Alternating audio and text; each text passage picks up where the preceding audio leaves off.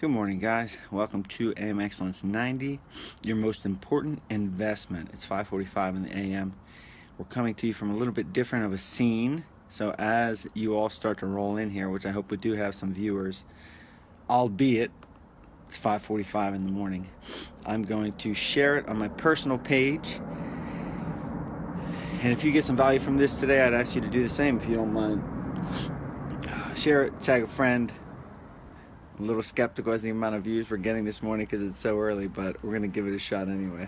I know we got at least one person. Thank you for tuning in, Joe. And the mailman just drove by. So it's 5:45, and why in the heck am I talking to you now outside when I normally do it inside from a nice shiny backdrop? Because I'm going over to the Lehigh Valley today to speak to a group of student athletes, which is a very cool opportunity. It's a very cool audience to be in front of, so I'm really excited at that prospect. So today's video, now that we're all set up on Facebook, today's video is called Your Most Important Investment. Now the lighting's a little dark out here. We're talking about the most important investment, and if you could guess, the most important investment is yourself. Yesterday we capped off with the idea of a mastermind, and the whole idea of mastermind, it sounds technical, it sounds really scary, but it's not. It's basically putting yourself around other like-minded people. It's putting yourself in an environment to succeed, to thrive, to flourish. That's the whole idea of a mastermind. And in this book, Think and Grow Rich by Napoleon Hill, that's where the term, to my knowledge, that's where the term first originated, was Napoleon Hill saying the coordination of two or more people put together for the common, basically for the common good. And today we continue to talk about knowledge and masterminds, and he really stresses this importance of specialized knowledge versus general knowledge. General knowledge is what I was really good at growing up. It was getting straight A's, it was memorizing things, but then there's specialized knowledge. So what do you possess? What skill, gift, attribute, knowledge do you possess that the other person doesn't?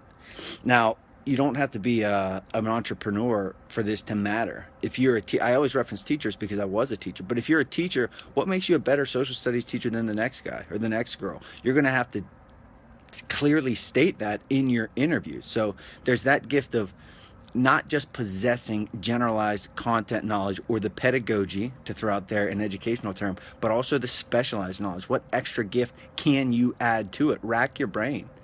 Digest it yourself. In this book, in Think and Grow Rich, he talks about an example of that I may get into here in a little bit, but it's a guy who was in one avenue, the depression hit, and he had to change his skill set and adjust and adapt, but he first assessed himself.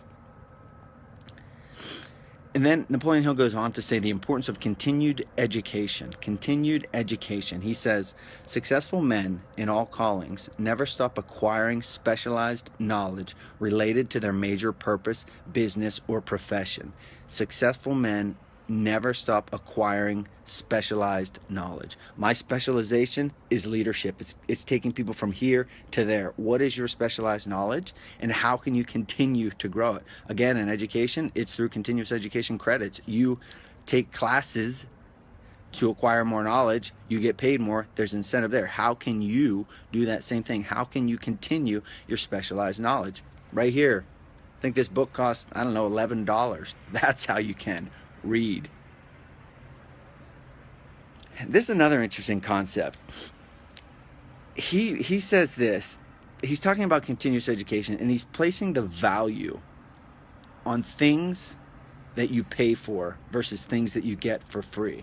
Now, assess this in your own life. How do you assess something that you get for free versus something that you pay for? What I'm doing in my life, I'm essentially starting a business. I'm creating a business off of what I did in fighting. And people have told me all the time, if you give it away for free, nobody's going to value it. They're not going to value it. You need to charge for it. So that's hard because I want to help, right? But I also have to make a living. Napoleon Hill dives into this. And he's talking about students continuing knowledge. And he says, anything acquired without effort and without cost is generally underappreciated, often discredited. Perhaps this is why we get so little from our marvelous opportunity in public schools. Being asked to pay, whether the student makes good grades or poor, has the effect of causing one to follow through with course when he would otherwise drop it. So if you want to improve, if you want to improve yourself, if you have a desire, but you're just not, you don't have that stick-to-itiveness, try paying for something. Try paying for something because you'll value it more. And this is not me talking. This is Napoleon Hill talking. This is all the marketers that have helped me in the last 2 years. You have to invest. You have to invest in yourself. It doesn't have to be thousands and thousands of dollars, but you've got to pay for something. Because if you pay for it, you're going to follow through with it. Moving on. So he's talking about excuses. He goes on to talk about people who might be saying right now, who might be saying to me, Spaniard, I don't have money, I don't have time, I have 3 kids, I'm a single parent, I just don't have the time. My response is, stop making excuses. If you want to do it, you'll get it done. Don't blame, don't complain, don't make excuses. Do I know exactly? No. But there is someone, I was listening to yesterday on Live with Kelly, I was listening to Trevor Noah. Trevor Noah he's a hilarious comedian. He's a host of, The Daily Show, I believe it is, on maybe Comedy Central. But he's a South African guy. And he was talking about his childhood. If you could search on YouTube, Trevor Noah Live on Kelly, it was a great interview. But he was talking about this mentality because Kelly was saying to him, man, you grew up, it was so hard for you. It was just, life was so hard, et cetera, et cetera.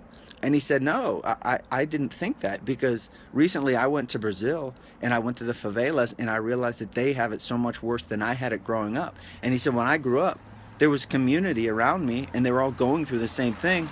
So I never felt like it was hard for me. So that's just talking about this idea of perception. So yes, it may be hard. Yes, it may be terrible. Yes, it may be stressful. You may be overworked, underappreciated, and underslept, but take the focus off of that and focus outward. Surround yourself with other people who have the same desire for excellence that you do. Starting to wrap up here so I can get showered and start to hit the road. He goes on to talk about, being efficient in your decision. So, if you have an idea, make a plan. A dream without a plan is just a dream. And this resonates very much with what I read today. And also I did an event last night. I did a fighter's mindset workshop at Susquehanna High School around here. And I was telling the student athletes, I was saying, look, shoot big, create a vision, but you've got to enact a plan. Because if you don't have a plan, nothing, kaput. It goes nowhere. You got to be a practical dreamer. Just like Napoleon Hill says, you got to be a practical dreamer. Think big, dream big, but make a plan. Start by acting. This morning I went for a run. So I got up at 4:20, I read, I went for a run, making this video, shower, then I'm driving. Efficient. That's the key, being efficient. But I was listening to a podcast when I was running, and I always say, my thought is you develop self-confidence through action. Develop self-confidence through action. Because if you put yourself into action on a daily basis, I haven't had a second to worry about anything this morning because it's been action. So that's what I say, develop self-confidence through action. I was listening to a podcast today with the producer of the show Billions on Showtime. And again, that's another example of surrounding yourself with the best. Use your time wisely. Listen to interviews of successful people. But I was listening to this interview, and he was talking about the idea of, I lost my train of thought. I just lost my train of thought here. Oh, but he was talking about this idea of hypnosis. He said, I hypnotized myself into belief through doing. He hypnotized himself into belief through doing. So I say develop self-confidence through action. He says hypnotization by doing. But the more you do, you have so much brain energy in your head. And when you spend that brain energy efficiently on action, you have much less time to feel bad about yourself.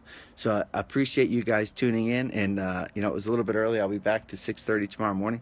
But I'd ask you, if you did get some value from this, please tag a friend, share. We are growing little by little. And at AMX100, I'm going to have a pretty cool special announcement that is going to give us all an opportunity to bring AM excellence to the next level and surround ourselves with each other in a very proactive, accountability-ridden environment. So thank you all for listening. Carpe diem, fight well, tag a friend, share the vid. Have a great one.